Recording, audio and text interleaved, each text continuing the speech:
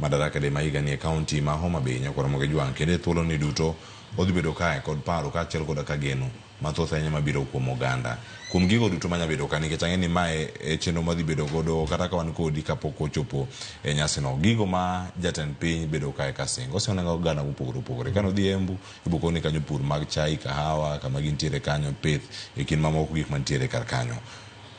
dwaro mag jo Homa Bay kaunti ma iwuoke ahinya maduong' ahinya e nyasi ni ma kelo oganda jo Kenya duto kanyakla obed mane maduong' ahinya ma jatend piny Kenya onego bed ni rango. Gima duong' sani en yudo mwandu e alwora marwa.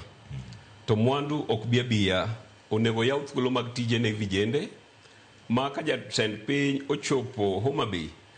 mane singo mane aparo ni onego bed maduong' sana kaka vijende nyalo yudo tije.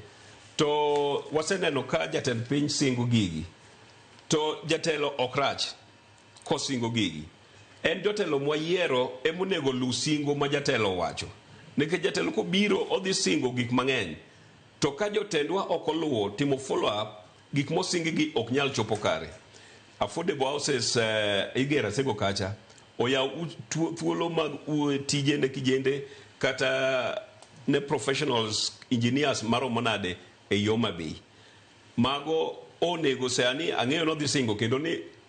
migero go odhi singo moko midhi med gero odhi singo ndeche mamoko be nosasingo mamoko be odhi commission sama odhi kapok chieng' nyasi ochopo to koro jotendwa bendo ka opportunity ni ka jatend piny osasingo be watimo follow up to mondo tim follow up nyaki bed ilos osiep e kindi gi jatelo obiro singo